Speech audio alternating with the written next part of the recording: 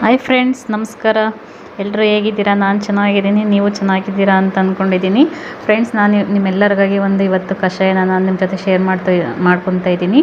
ಇದಂತೂ ತುಂಬಾ ಒಳ್ಳೆಯದು. ಹಾಗೆ ಶೀತ, ಕೆಮ್ಮು, ಜ್ವರ ಇವಾಗೇನೆಲ್ಲರಿಗೂ ಇವಾಗ ಕೊರೋನಾ ವೈರಸ್ ಬರ್ತಾ ಇದೆ. ಇದು ತುಂಬಾ ಒಳ್ಳೆಯದು. ನೀವು ಕೂಡ ತೊಗೊಳ್ಳಿ, ಚೆನ್ನಾಗಿರಿ, ಆರೋಗ್ಯನ ವೃದ್ಧಿ ಮಾಡ್ಕೊಳ್ಳಿ. ಬನ್ನಿ, ಇವಾಗ ಇದಕ್ಕೊಂದು ಸ್ವಲ್ಪ ಐಟಮ್ಸ್ಗಳು ಬೇಕು. ಏನೆಲ್ಲ ಬೇಕು ನೋಡೋಣ. ಹಾಗೆ ನಾನು ಇಲ್ಲಿ ಹಸಿ ಶುಂಠಿನ ತೊಗೊಂಡಿದ್ದೀನಿ.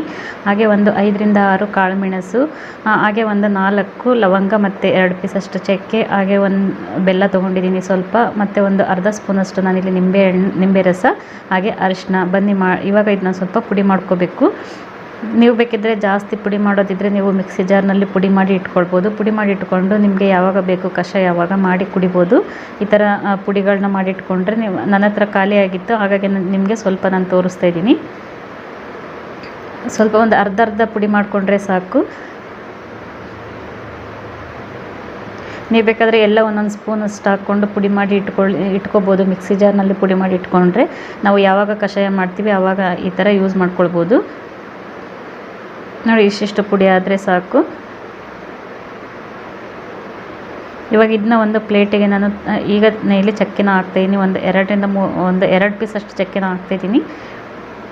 ನಿಮಗೆ ಗೊತ್ತೇ ಇದೆ, ಕಫ ಕಟ್ಟಿದಾಗ ಏನು ಹಸಿ ಶುಂಠಿ, ಹಾಗೆ ಮತ್ತು ಲವಂಗ, ಹಾಗೆ ಕಾಳುಮೆಣಸು ಇದೆಲ್ಲ ನಾವು ತೊಗೊಳ್ಳೋದ್ರಿಂದ ನಮಗೆ ತುಂಬಾ ಒಳ್ಳೆಯದು. ಗಂಟ್ಲಿಗೆಲ್ಲ ಕಫ ಎಲ್ಲ ಹೊಡೆಯುತ್ತೆ.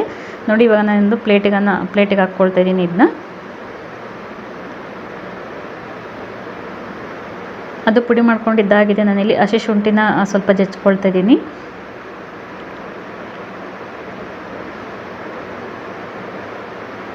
ಇದನ್ನೆಲ್ಲ ಯೂಸ್ ಮಾಡೋದ್ರಿಂದ ನಮಗೆ ತುಂಬಾ ಒಳ್ಳೆಯದು. ಏನೇ ಕೆಮ್ಮಿದ್ರೂ, ಕಫ ಇದ್ರೂ, ಹಾಗೆ ಶೀತ ಏನಿದ್ರೂ ನಮಗೆ ಗುಣ ಮಾಡುತ್ತೆ. ಹಸಿ ಶುಂಠಿ ಆಗಿರ್ಬೋದು, ಹಾಗೆ ಲವಂಗ ಆಗಿರ್ಬೋದು, ಚಕ್ಕೆ ಆಗಿರ್ಬೋದು, ಎಲ್ಲದೂ ಕೂಡ ವೈರಸ್ ಅನ್ನೋದೇನು ವೈರಸ್ ಇದೆ ಆ ವೈರಸ್ಸನ್ನು ಬರದೇ ಹಾಗೆ ತಡೆಗಟ್ಟುತ್ತೆ.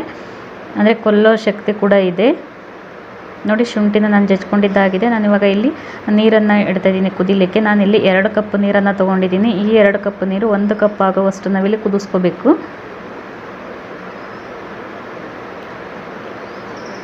ನೋಡಿ, ನಾನು ಇವಾಗ ಏನು ಪುಡಿ ಮಾಡಿಟ್ಕೊಂಡಿದ್ನಲ್ವ, ಈಗ ಪುಡಿನ ಹಾಕ್ಕೊಳ್ತಾ ಇದ್ದೀನಿ. ಮತ್ತು ಇವಾಗ ನಾನಿಲ್ಲಿ ಶುಂಠಿ ಜಜ್ಕೊಂಡು ಇಟ್ಕೊಂಡಿದ್ನಲ್ವ, ಆ ಶುಂಠಿ ಕೂಡ ಹಾಕ್ಕೊಳ್ತಾ ಇದ್ದೀನಿ.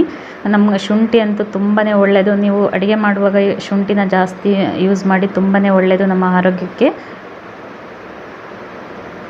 ನೀವು ನೋಡ್ಬೋದು, ಇದು ಕುದೀತಾ ಕಲರ್ ಹೇಗೆ ಚೇಂಜ್ ಆಗುತ್ತೆ ಅಂತ.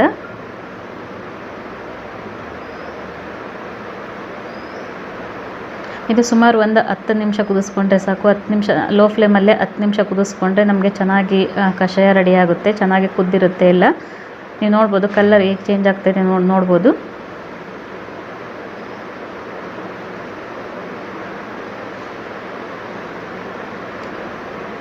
ಹಾಗೆ ಇಲ್ಲಿ ಕುದೀತಾ ಇದೆ. ಮತ್ತು ನಾನು ಇಲ್ಲಿ ಬೆಲ್ಲನ ಹಾಕ್ತಾಯಿದ್ದೀನಿ. ಇದು ಬಂದು ಒಂದು 3/4% ಕುದಿಯುವಾಗ ನಾವಿಲ್ಲಿ ಬೆಲ್ಲ ಮತ್ತು ಅರಿಶಿನ ಪುಡಿನ ಹಾಕಬೇಕು. ಅರಿಶಿನ ಪುಡಿ ಹಾಕಿ ತುಂಬ ಹೊತ್ತು ಕುದಿಸೋ ಅವಶ್ಯಕತೆ ಇಲ್ಲ. ಬೆಲ್ಲ ಕರಗುವಷ್ಟು ಕುದಿಸ್ಕೊಂಡ್ರೆ ಸಾಕು.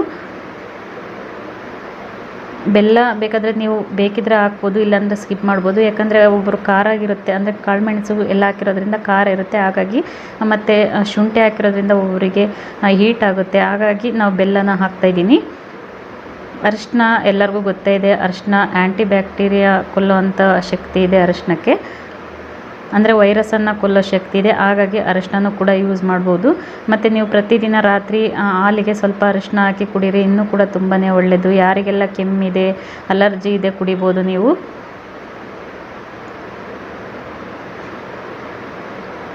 ನೋಡಿ, ಅರಿಶಿನ ಹಾಕಿ 1ರಿಂದ 2 ನಿಮಿಷ ಕುದಿಸ್ಕೊಂಡ್ರೆ ಸಾಕು. ಬೆಲ್ಲನೂ ಕರಗಿರುತ್ತೆ. ಹಾಗೆ ಅರಿಶಿನ ಹಾಕಿ ತುಂಬ ಹೊತ್ತು ಕುದಿಸೋ ಅವಶ್ಯಕತೆ ಇಲ್ಲ.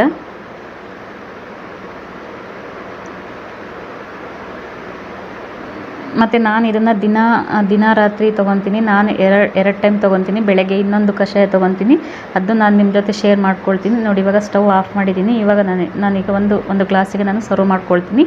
ನಾನು ಮತ್ತು ಬೆಳಗ್ಗೆ ತೊಗೊಳೋದು ನಾನು ನಿಮಗೆ ಶೇರ್ ಮಾಡ್ಕೊಳ್ತೀನಿ. ಅದು ಬಂದು PCOD ಗಾಗಿರ್ಬೋದು, ಥೈರಾಯ್ಡ್ಗಾಗಿರ್ಬೋದು, ಮತ್ತು ವೆಯ್ಟ್ ಲಾಸಿಗಾಗಿರ್ಬೋದು ಆ ಕಷಾಯನ ತೊಗೊತೀನಿ. ಇದು ಬಂದು ನಮಗೆ ಏನು ಕೊರೋನಾ ವೈರಸ್ ಇದೆ ಅದು ಬರಬಾರ್ದು, ನಮಗೆ ಇಮ್ಯುನಿಟಿ ಪವರನ್ನು ಹೆಚ್ಚಿಗೆ ಮಾಡೋದಕ್ಕೆ ಇದನ್ನು ತೊಗೊತಾ ಇದ್ದೀನಿ. ನೋಡಿ, ನಮ್ಮ ಕಷಾಯ ರೆಡಿ ಆಯಿತು. ಮತ್ತು ನಾನಿವಾಗ ಇದಕ್ಕೆ ಒಂದು ಅರ್ಧ ಸ್ಪೂನಷ್ಟು ನಿಂಬೆ ರಸನ ಆ್ಯಡ್ ಮಾಡ್ತೀನಿ. ನಿಂಬೆ ರಸನೂ ಅಷ್ಟೇ ನಾವು ಕುದಿಸುವಾಗ ಹಾಕಬಾರ್ದು. ನಾವು ಕುಡಿಬೇಕಾದ್ರೆ ನಾವು ಲೋಟಕ್ಕೆ ಸರ್ವ್ ಮಾಡ್ಕೊಳ್ತೀವಿ ಅಲ್ವಾ, ಆವಾಗ ನಾವು ನಿಂಬೆ ರಸನ ಆ್ಯಡ್ ಮಾಡಬೇಕು. ಮತ್ತು ಇದನ್ನು ನಾವು ಊಟ ಮಾಡಿ ನಾವು ಮಲಗುವಾಗ ಇದನ್ನು ತೊಗೋಬೇಕು. ಮತ್ತು ಇದನ್ನು ತೊಗೊಂಡು ಯಾವುದೇ ಕಾರಣಕ್ಕೂ ನೀರನ್ನು ಕುಡಿಬಾರ್ದು. ನೀವು ತೊಗೊಳ್ಳಿ, ನೀವು ನಿಮ್ಮ ಆರೋಗ್ಯನ ಹೆಚ್ಚಿಸ್ಕೊಳ್ಳಿ. Bye friends, thank you for watching.